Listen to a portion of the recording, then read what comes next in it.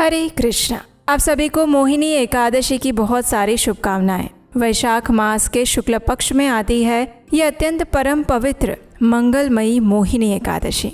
इस बार इस एकादशी का पालन हम कर रहे हैं 27 अप्रैल 2026 सोमवार के दिन।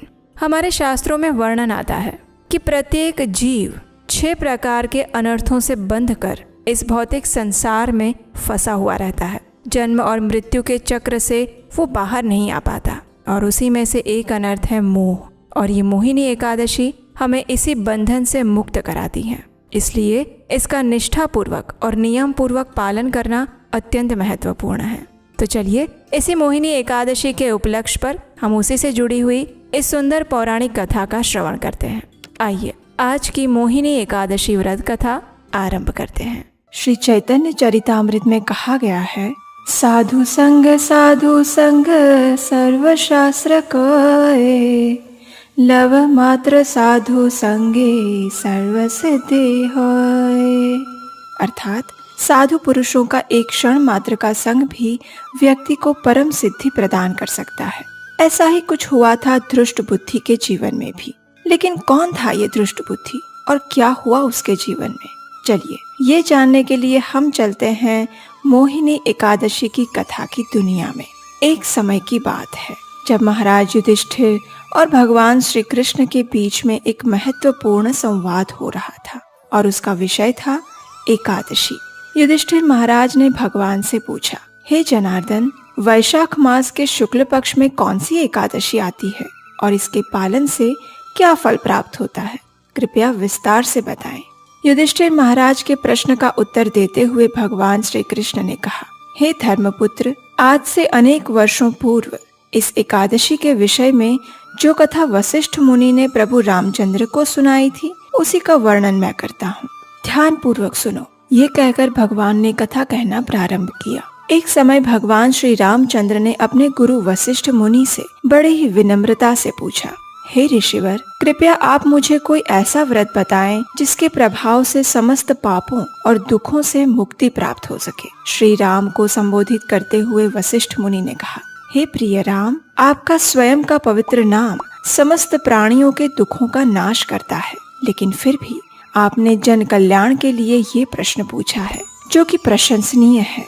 वैशाख मास के शुक्ल पक्ष में आने वाली एकादशी का नाम मोहिनी एकादशी है। इसका पालन करने से व्यक्ति संसार के सभी दुखों और पापों से मुक्त हो जाता है। प्राचीन काल में सरस्वती नदी के किनारे पर भद्रावती नामक एक राज्य था जहाँ राजा द्युतिमान राज्य करते थे। राजा अत्यंत सहिष्णु और सत्यवादी थे। उनके राज्य में धनपाल नाम के एक पुण्यवान वैष्णव भी रहते थे। उन्होंने राज्य में अनेक धर्मशाला, अस्पताल, पानी के प्याऊ तथा मंदिरों की स्थापना करवाई थी। वे दान तथा जन कल्याण के कार्यों में सदैव संलग्न रहते थे। ऐसे पुण्यात्मा वैष्णव धर्मपाल के 5 पुत्र थे, सुमना, द्युतिमन, मेधावी, सुकृति और धृष्ट बुद्धि। लेकिन दुर्भाग्य से उनका 5वां पुत्र धृष्ट बुद्धि अपने नाम के अनुसार ही अत्यंत पापी और दुराचारी था। दुष्ट व्यक्तियों और व्यभिचारी स्त्रियों का संग करना, मदिरा पान करना, पशु हत्या, मांस भक्षण इत्यादि कार्यों में संलग्न रहकर वह अपने पिता की संपत्ति का व्यय करता था। एक दिन उसके पिता धनपाल ने उसे एक वेश्या के साथ चौराहे पर जाते हुए देख लिया और फिर क्या था, उसके पिता ने उसी क्षण उसे अपने घर से निकाल दिया। पिता के द्वारा घर से निकाले जाने के बाद धृष्ट बुद्धि और अधिक पापमय प्रवृत्तियों में संलग्न हो गया। लेकिन कुछ समय बाद उसका धन जब समाप्त हो गया तो उसके मित्रों ने और उस वेश्या ने भी उसे अपमानित करके त्याग दिया। अब धृष्ट बुद्धि के पास धन भी समाप्त हो गया और उसके आसपास के लोगों ने भी उसे तिरस्कृत कर दिया। इसलिए अब अपना जीवन निर्वाह करने के लिए उसने चोरी करना प्रारंभ किया। चोरी करते हुए कई बार राजा के सिपाहियों ने उसे पकड़ा भी था, लेकिन उसके धर्मात्मा पिता की कीर्ति के कारण उसे छोड़ दिया जाता। लेकिन आखिर एक बार उसने एक बड़ी चोरी की और जब उसे पकड़कर राजा के समक्ष लाया गया तो राजा ने उसे अपने राज्य से निकल जाने का दंड दिया। अब धृष्ट बुद्धि जंगल में भटकने लगा। वहाँ वह निर्दोष पशुओं को मारकर अपना जीवन व्यतीत करने लगा। लेकिन उसका जीवन अत्यंत दुखमय था। वह सदैव दुखी और चिंतित रहने लगा था। आखिर एक दिन उसके पूर्व जन्म के पुण्य के कारण उसके जीवन में एक नया सवेरा हुआ। संयोगवश वह उसी वन में रहने वाले कौंडिन्य मुनि के आश्रम में पहुंच गया। कौंडिन्य मुनि वैशाख मास में गंगा स्नान करके अभी लौट ही रहे थे। दुखों से व्याकुल धृष्ट बुद्धि ने अचानक ही ऋषि कौंडिन्य मुनि के वस्त्र से टपकते हुए जल का स्पर्श किया। इस जल का स्पर्श होते ही उसके पूर्व जन्म के पुण्य कर्म का उदय हो गया। उसकी बुद्धि में सात्विकता का प्रवेश हुआ और उसने कौंडिन्य मुनि से हाथ जोड़कर विनम्रता से पूछा, हे ऋषिवर, मैं अत्यंत पापी हूँ। अपने जघन्य पाप कर्मों के कारण मैं दुखों के सागर में डूब चुका हूँ।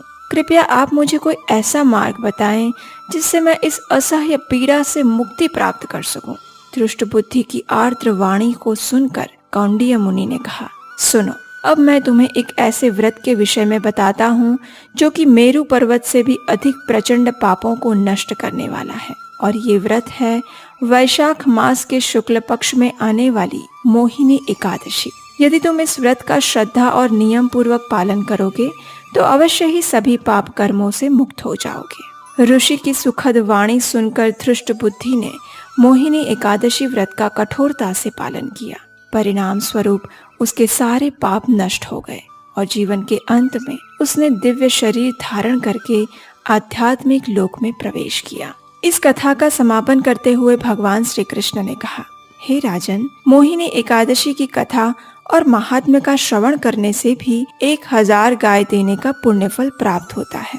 इतना ही नहीं, इस व्रत का पालन करने से व्यक्ति भौतिक मोह और अज्ञान रूपी आसक्ति से भी मुक्त हो सकता है। और हाँ, अगर आप हमारे इस वैदिक ज्ञान के प्रचार कार्य की सराहना करते हैं और इस कार्य में अपना योगदान देना चाहते हैं तो स्क्रीन पर नंबर दिया गया है, वहाँ आप हमें आर्थिक रूप से अपनी सहायता भेजकर भी हमारा उत्साह बढ़ा सकते हैं।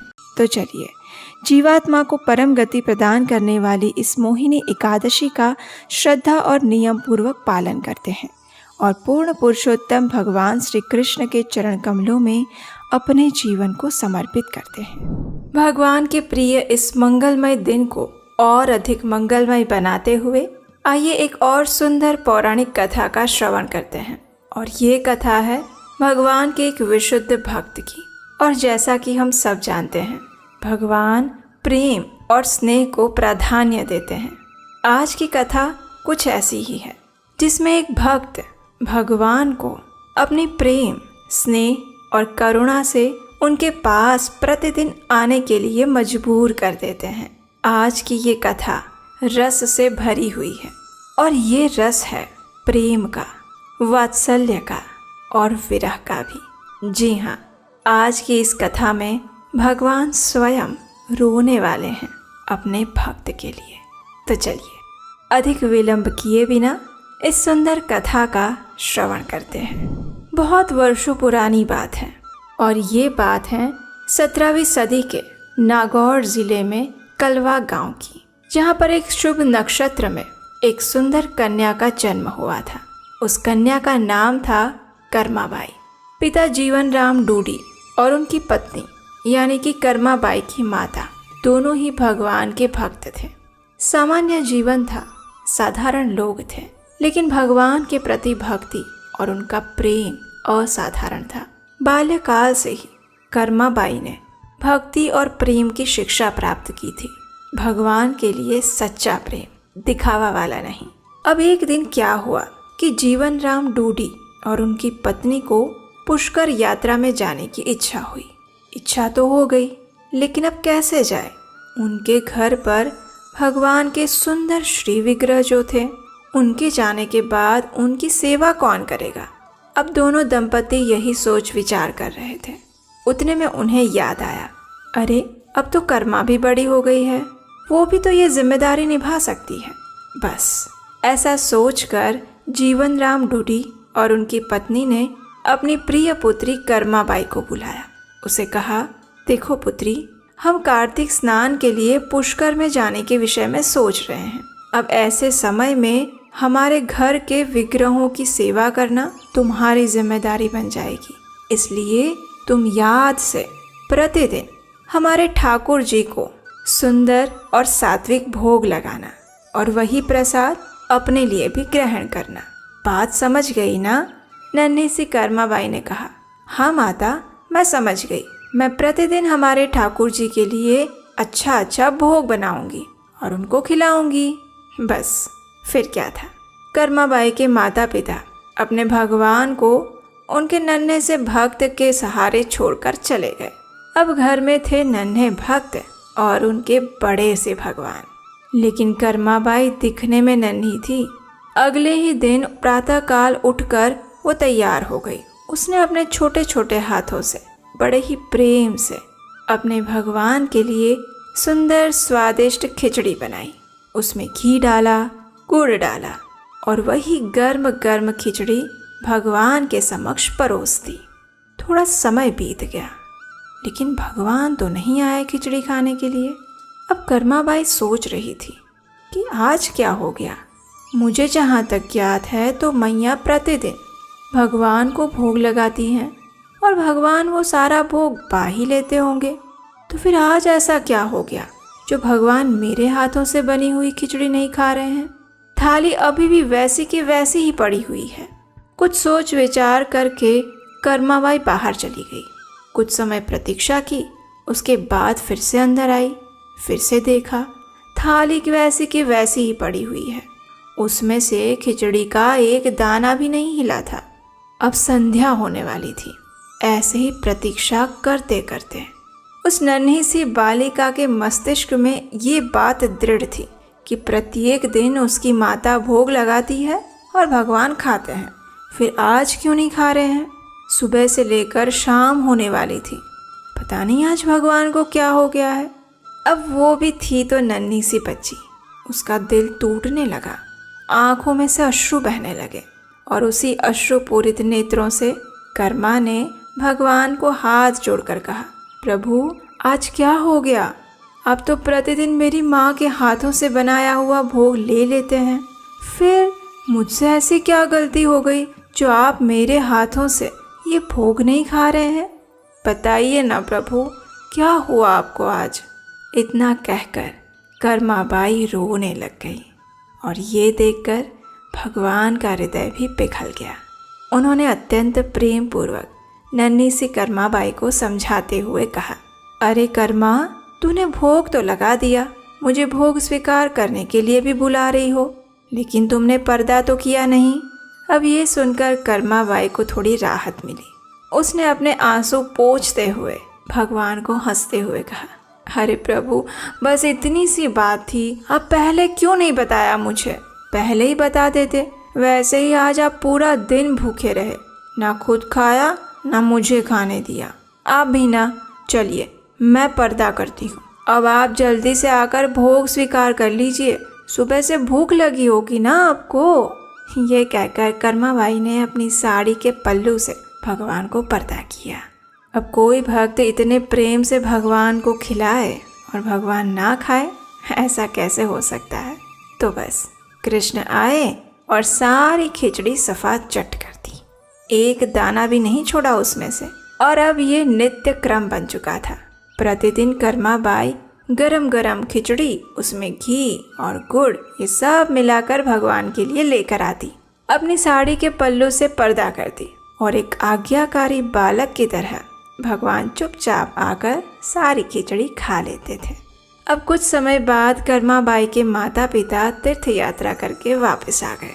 कर्माबाई की माता ने रसोई में जाकर देखा तो घी और गुड़ का भरा हुआ बड़ा सा मटका खाली हो चुका था, उसमें कुछ भी नहीं था। ये देखकर माँ ने पूछा, अरे कर्मा, ये क्या हो गया? जाते वक्त तो मैं इतना सारा गुड़ और घी भर के गई थी, कहाँ ख़त्म कर दिया तुमने? तो उस निर्दोष बालिका ने हंसते हुए कहा, अरे माता, जब मैंने हमारे ठाकुर जी को भोग लगाया ना पहले दिन, तो वो खा ही नहीं रहे थे, तो मुझे लगा शायद उनको घी और गुड़ कम पड़ गया होगा, तो इसलिए मैंने उसमें ज़्यादा डाल दिया। और फिर जब मैंने ज़्यादा डाला तो भगवान ने खा लिया। और फिर इसलिए प्रतिदिन मैं भगवान को जो भोग लगाती थी ना, उसमें ज़्यादा घी और गुड़ डालती थी और इसीलिए भगवान प्रतिदिन आकर खा लेते थे। तो बस इसलिए सारा खत्म हो गया। अब तुम दूसरा ले आओ, जाओ। अब माँ को अपनी पुत्री की बात पर भरोसा नहीं हो रहा था। उन्हें लग रहा था, अरे ऐसे कैसे हो सकता है, शायद वो झूठ बोल रही है, कहीं उसने तो ख़त्म नहीं कर दिया। लेकिन कर्मा बाई ने माँ को आश्वस्त करते हुए कहा, अरे माँ, तुम्हें विश्वास नहीं हो रहा है कि सच में भगवान आकर खा जाते थे? कोई बात नहीं, कल फिर से मैं भगवान को भोग लगाऊंगी, उन्हें खिलाऊंगी, फिर तुम देखना। कर्मा बाई की बात सुनकर उनके माता पिता आश्चर्यचकित रह गए थे। उन्हें समझ नहीं आ रहा था कि आखिर उनके जाने के बाद उनके घर में क्या हुआ था। दूसरे दिन फिर से कर्मा बाई ने खिचड़ी बनाई, उसमें घी डाला, गुड़ डाला और फिर से गर्मा गर्म खिचड़ी भगवान को भोग लगाई। कुछ समय बाद देखा तो थाली बिल्कुल साफ हो चुकी थी और ये देखकर कर्मा बाई के माता पिता की आंखों में अश्रु बहने लगे। वो दुख के नहीं, हर्ष के अश्रु थे, अहोभाव के अश्रु थे। ऐसा अहोभाव और धन्यता कि उनके घर में भगवान की ऐसी शुद्ध भक्त ने जन्म लिया है जिसके हाथों से खाने के लिए स्वयं त्रिभुवन पति आते हैं। और ये सोचकर वे अपने आप को धन्य समझने लगे। और इस प्रकार समय का चक्र घूमता गया। कर्मा बाई का विवाह तो वैसे बचपन में ही हो गया था, लेकिन बाल्यावस्था में ही उनके पति का देहांत हो गया। उसके बाद कर्मा बाई ने अपना संपूर्ण जीवन भगवान की भक्ति में ही समर्पित कर दिया था। उनके जीवन का एक एक क्षण उनके भगवान के लिए था। इस प्रकार जीवन के अंत में वे जगन्नाथ पुरी चले गए और वहाँ भी उनका ये खिचड़ी खिलाने का नियम नहीं टूटा। प्रतिदिन प्रातः काल में वे भगवान को खिचड़ी बनाकर खिलाते और उनकी खिचड़ी खाने के लिए स्वयं जगन्नाथ जी सुबह सुबह आ जाते थे। अब कर्मा बाई धीरे धीरे वृद्ध हो रही थी। प्रतिदिन प्रातः काल में भगवान को खिचड़ी का भोग लगाना, ये कार्य उनके लिए आज भी उतना ही महत्वपूर्ण था। वृद्धावस्था ने उन्हें चारों ओर से जर्जरित कर दिया था। अब उनके शरीर के अंग धीरे धीरे कार्य करते थे, लेकिन फिर भी उन्होंने अपना नियम नहीं तोड़ा और जगन्नाथ जी भी उन्हें अपनी माता समझते थे। कभी कभी खिचड़ी का भोग लगाने में विलम्ब हो जाए तो जगन्नाथ जी कर्मा बाई से कहते भी थे, मैया जल्दी करो ना, मुझे भूख लगी है, इतनी प्रतीक्षा करवाती हो तुम, जल्दी से खिचड़ी बना दो। और इस प्रकार फिर कर्मा बाई जल्दी जल्दी से खिचड़ी बनाते हुए जगन्नाथ जी से कहती, अरे हाँ बना रही हूँ, अब तेरी मैया बूढ़ी हो गई है, इतना जल्दी नहीं कर सकती, थोड़ी प्रतीक्षा कर बैठकर। और भगवान भी आज्ञाकारी बालक बनकर राह देखते रहते कर्मा बाई की खिचड़ी की। अब एक दिन क्या हुआ कि कर्मा बाई के घर पर कोई साधु आ गए और उस साधु ने देखा कि ये वृद्ध कर्मा बाई भगवान को खिचड़ी का भोग लगाती है, लेकिन प्रातः काल में स्नान तो करती नहीं है, बिना स्नान किए ही वो भगवान को भोग लगा देती है। अब ये देखकर वो साधु से रहा नहीं गया। उन्होंने कहा, बेटी प्रातः काल में स्नान करने के बाद ही भगवान के लिए भोग बनाना चाहिए, स्वच्छ होकर ही रसोई में जाओ और इस प्रकार इन इन नियमों का पालन करना। अब कर्मा बाई तो भोली भाली थी, उन्हें लगा साधु ने बोल दिया तो बस ऐसा ही करना है। दूसरे दिन से वो सारे नियमों का पालन करना आरंभ कर देती हैं। लेकिन जगन्नाथ जी को थोड़ी ना पता था कि आज उनकी मैया नहाने धोने में ज़्यादा समय लगाएगी। और जगन्नाथ जी तो अपने समय पर सुबह सुबह पहुंच गए खिचड़ी खाने के लिए। वहां जाकर देखा तो अभी तक खिचड़ी बनी नहीं थी और अभी मैया स्नान कर रही थी। और ये देखकर जगन्नाथ जी को बड़ा आश्चर्य हुआ, अरे आज इनको क्या हो गया, वो स्नान करने चली गई। तो इसलिए जगन्नाथ जी उदास होकर वापस चले गए। थोड़ी देर बाद फिर से आए, फिर से आकर देखा तो अभी मैया रसोई साफ कर रही है, अभी तक खिचड़ी चढ़ाई ही नहीं है। इस प्रकार 2-3 बार आकर जगन्नाथ जी वापस गए और फिर तीसरी बार आए और तब तक खिचड़ी बन चुकी थी। जल्दी जल्दी जगन्नाथ जी को खिचड़ी परोसी गई और जगन्नाथ जी भी जल्दी जल्दी खिचड़ी खाने लगे। और तब तक मंदिर में यानी कि जगन्नाथ पुरी के मुख्य श्री मंदिर में भी भगवान को भोग लगाया गया और वहाँ पर भी पुजारी ने घंटी बजा दी, वहाँ भी जाना पड़ेगा। तो जगन्नाथ जी ने जल्दी जल्दी से खिचड़ी खाई और बिना अपना हाथ और मुंह धोए पहुँच गए मंदिर में। अब जैसे ही वो मंदिर में पहुँचे तो पुजारी ने देखा, अरे भगवान, ये आपके मुंह पर आज खिचड़ी कहाँ से आ गई और ये सुनकर जगन्नाथ जी कहते हैं, पुजारी एक रहस्य बताता हूँ, तुम नहीं जानते, मेरी ना यहाँ पर एक माँ रहती है। वो प्रतिदिन सुबह सुबह मुझे खिचड़ी खिलाती है। वो खिचड़ी इतनी स्वादिष्ट होती है कि मैं क्या बताऊँ। उसे प्रतिदिन खाए बिना मैं रह ही नहीं सकता, और इसलिए मैं प्रतिदिन सुबह सुबह चुपके से, किसी को ना पता लगे वैसे, उसके घर जाता हूँ और वहाँ पर गर्म गर्म खिचड़ी और उसमें घी डालकर अच्छे से खा के आता हूँ। लेकिन पुजारी, तुम जानते हो, कल एक बात हो गई। पता नहीं कौन एक साधु कल मेरी मैया के पास आ गया और ना जाने कैसे कैसे नियम बता दिए उसको, उल्टे पुल्टे पता नहीं कहाँ से लेकर आया। और मेरी बेचारी भोली माँ, बातें उसने सारी मान ली उसकी, और इसलिए आज सुबह खिचड़ी बनाने में विलम्ब हो गया और इसलिए मुझे भी जल्दी जल्दी वापस आना पड़ा। तो बस ये खिचड़ी देखो ना, मेरे हाथों पे मुंह पे लगी ही रह गई। अच्छा, तुम मेरा एक काम कर सकते हो, तुम इसी क्षण जाओ और उस साधु को कहीं ढूंढ के लाओ। उसको जाके बताओ कि मेरी माँ को ऐसे उल्टे पुल्टे नियम ना सिखाए। जगन्नाथ जी की ऐसी बात सुनकर पुजारी तो आश्चर्यचकित रह गए। उनको समझ ही नहीं आ रहा था कि अरे ये भगवान की कैसी लीला है। लेकिन फिर भी भगवान की आज्ञा तो माननी पड़ेगी।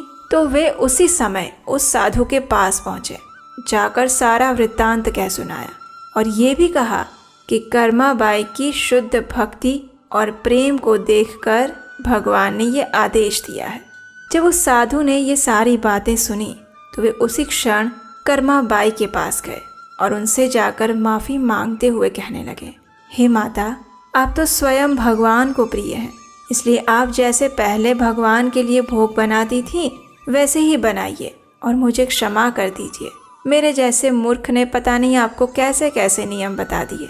ये सुनकर कर्माबाई अब खुश हो गई। अब फिर से वो अपने जगन्नाथ जी के लिए सुबह सुबह खिचड़ी जल्दी से तैयार कर सकती हैं। और इस प्रकार जगन्नाथ जी प्रत्येक दिन सुबह सुबह उठकर कर्माबाई के पास खिचड़ी खाने के लिए जाते रहे। अब मनुष्यों के ऊपर तो समय का चक्र कैसे घूमता है, आप जानते ही हैं। कर्माबाई भी वृद्ध हो चुकी थी और एक दिन उसने अपना भौतिक शरीर भी छोड़ दिया। उनके विरह में जगन्नाथ जी उस दिन बहुत रोए। अश्रु की धारा उनकी आंखों से रुकने का नाम नहीं ले रही थी। उनकी माता कर्माबाई के लिए जो उनका प्रेम और वात्सल्य था, उसकी वर्षा में संपूर्ण ब्रह्मांड भीग रहा था और ऐसा लग रहा था मानो उनके स्नेह में वो संपूर्ण चराचर जगत आज डूब जाएगा। उस दिन उन्होंने कोई भोग स्वीकार नहीं किया। उस दिन 56 भोग स्वीकार करने वाले हमारे जगन्नाथ जी भूखे रहे, बिना एक दाना लिए। ये बात जब राजा तक पहुंची तो राजा और ज़्यादा आश्चर्यचकित रह गए। वे स्वयं भगवान को प्रार्थना करने के लिए आए और उनसे कहने लगे, हे प्रभु, इतना कष्ट किस लिए, आखिर क्यों? तो जगन्नाथ जी ने रोते हुए कहा, राजन, मेरी माँ मुझे छोड़कर चली गई है। वे प्रतिदिन मेरे लिए खिचड़ी बनाती थी। अब उसके बिना मैं क्या करूँगा? मैं बहुत उदास हो चुका हूँ। उनकी खिचड़ी के बिना एक निवाला भी मेरे गले से नहीं उतरेगा। अपने भक्तों के प्रति भगवान का इतना अपार प्रेम देखकर राजा की आंखों में भी आंसू आ गए और उसी क्षण राजा ने सभी को आदेश दिया कि आज से प्रतिदिन प्रातः काल में जगन्नाथ जी को यही कर्माबाई की खिचड़ी भोग लगाई जाए। उस दिन से लेकर आज तक जगन्नाथपुरी के मंदिर में सुबह सुबह सबसे पहले उन्हें अपनी माता द्वारा बनाई जाने वाली स्वादिष्ट और प्रेम के रस से भरी हुई खिचड़ी अर्पित की जाती है और उनके समक्ष विशेष रूप से ये बोला जाता है कि प्रभु, ये आपकी माता कर्माबाई की खिचड़ी है, कृपया इसे स्वीकार कीजिए। तो ये थी आज के इस पावन अवसर के उपलक्ष्य में हमने सुनाई आपको भगवान के एक विशुद्ध भक्त की कथा। जब भी ये कथा सुनते हैं तो वो हमारे हृदय को झकझोर कर रख देती है और बार बार एक ही बात की साक्षी देती है, और वो ये कि भगवान के लिए सिर्फ प्रेम, वात्सल्य और स्नेह महत्वपूर्ण है और कुछ भी नहीं। हमें आशा है कि आज की कथा आपको अच्छी लगी होगी। अगर ऐसा है तो इसे अपने मित्रों और परिवारजनों को अभी शेयर कर दीजिए। इसका श्रवण करके उनके अंदर आज के इस शुभ अवसर पर पुण्य का उदय होगा, प्रभु की भक्ति जागृत होगी और उसका फल आपको मिलेगा। चलिए अब एक महत्वपूर्ण बात कहती हूँ। आप सभी को भगवान में श्रद्धा तो है, आप सभी कथा सुनते हैं, भक्ति करते हैं, लेकिन मन में कभी कभी प्रश्न भी आता है कि आखिर हम जो कर रहे हैं उसका शास्त्रीय आधार क्या है, ये सही तरीका है या नहीं है, आखिर सनातन वैदिक धर्म की गहराई को कैसे जाने। तो आपके लिए हम एक विशेष आत्मबोध सेल्फ रियलाइजेशन कोर्स लेकर आए हैं। एक ऐसा मार्गदर्शन जहां पर आप जानेंगे कि हमारी परंपराएं क्यों हैं, कौन सी हैं, भगवान एक हैं तो इनके इतने रूप क्यों हैं, जीवन में दुख का कारण क्या है और आध्यात्मिकता को परिवार और दैनिक जीवन के साथ संतुलित कैसे कर सकते हैं। तो हम आपके लिए ये विशेष कोर्स लेकर आए हैं जो कि हर शुक्रवार शाम 7 बजे से लेकर 8:30 बजे तक ऑनलाइन जूम पर। तो अगर आप अपनी श्रद्धा को ज्ञान में बदलना चाहते हैं, अपने मार्ग को स्पष्ट करना चाहते हैं, तो अभी रजिस्ट्रेशन करवाएं। इन सब की डिटेल्स नीचे डिस्क्रिप्शन बॉक्स में दी गई हैं। लिंक पर क्लिक करके इस कोर्स के लिए रजिस्टर करवाएं। और हाँ, ये कोर्स महिला और पुरुष दोनों के लिए हैं। तो अभी जाएं और इस कोर्स के लिए रजिस्टर करें और अपने आध्यात्मिक जीवन को, भक्तिमय जीवन को एक मजबूत आधार प्रदान करें। हरे कृष्ण।